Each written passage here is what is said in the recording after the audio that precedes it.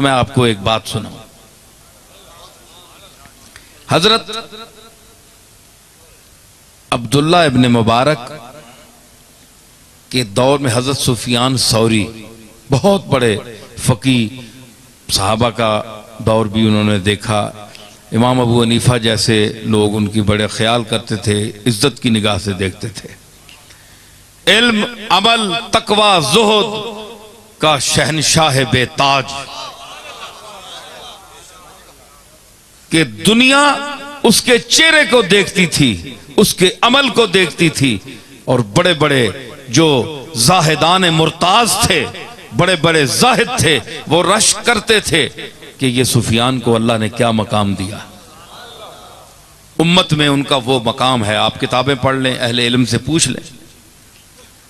तो उनके मोहल्ले में एक ऐसा इंसान जिसने कभी कोई नेकी नहीं की, सारी उम्र बदकारी में गुजारी, जितने किस्म के गुनाह हैं उसने सारे किए और सारी जिंदगी गुजर गई, मर गया। कुछ लोग गए उसके जनाजे पर। हजरत सुफियान सौरी के दिल में यह ख्याल आया कि ये तो बड़ा शराबी और गंदा इंसान था और सारी जिंदगी उसकी गंदे माहौल में गुजरी और बदनाम तरीन है इस शहर का। मुझे जेब नहीं देता कि मैं उसके जनाजे में जाऊं। मेरा तकवा, मेरी ख्याल आया, हालांकि उन्होंने तकब्बुर नहीं किया, बस अल्लाह ने पकड़ लिया। आदमी दफन हो गया। रात को हजरत सुफियान सौरी ख्वाब में क्या देखते हैं कि अल्लाह फरमाता है कि सुफियान, तूने बड़ी इबादत की, बड़ा तकवा किया, मुझे पता है,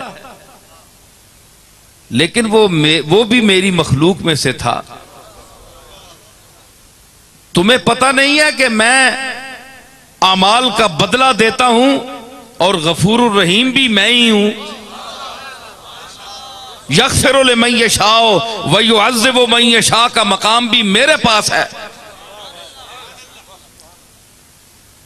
अगर अपने तकवा और आकिबत की खैरियत मनानी है तो जाओ उसकी कब्र पर हाजिरी दो,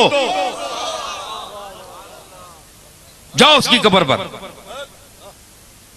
हजरत सुफियान सौरी उठे घबराए हुए, सुबह की नमाज के बाद उसकी कब्र पर पहुंचे और वहां अल्लाह की बारगाह में दुआ की, हाथ उठाए, फरमाया गफूरुर रहीम, तू माफ फरमा, मुझसे गलती हो गई, मुझे भी माफ फरमा और इससे भी माफ फरमा। अर्ज की।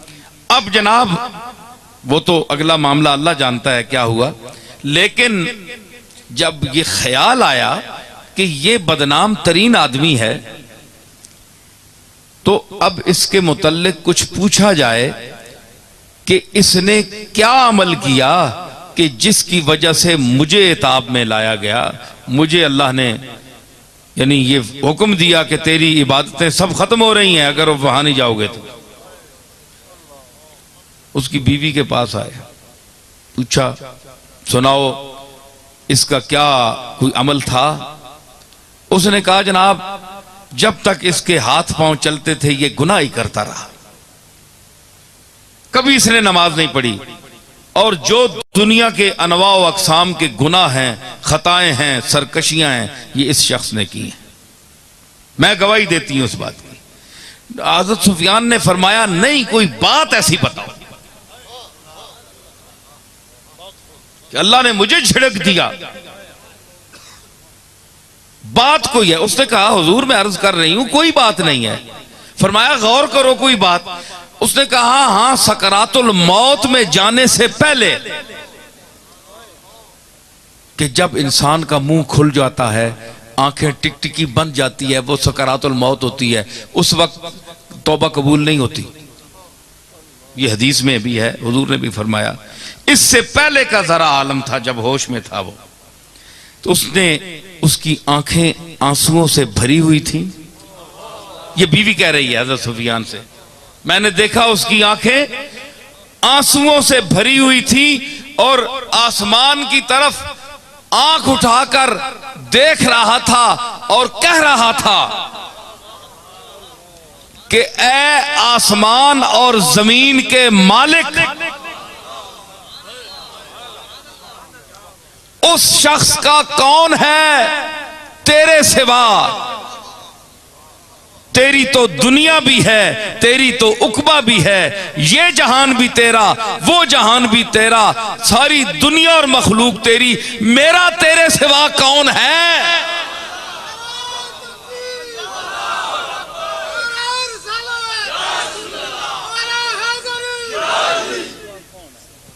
बस उसने कहा, ये जुमला उसने कहा, और उसके फिर सकरातुल मौत का आलम तारी होगा, उसकी टिकटिकी बंद गई, मर गया। बस हजरत सुफियान ने फरमाया कि ये जुमला उसकी बारगाह में कबूल हो गया। गुनाह बख्श दो,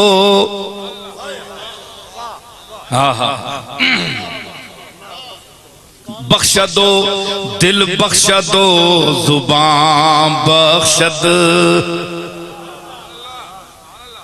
निगाह बख्श दो, दिल बख्श दो, जुबान बख्श दो, चिराग गुनाह न बख्शद, कसे के जान बख्शद।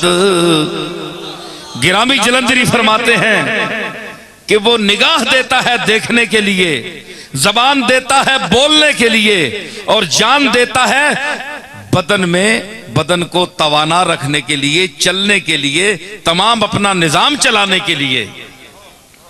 चिराग गुनाह न बख्शद, कसे के जान बख्शद। वो गुनाह क्यों नहीं माफ करता जो जान बख्शी कर देता है? जान जैसी लतीफ चीज डालकर इस जिस्म को चला देता है, वो गुनाह क्यों नहीं माफ करता?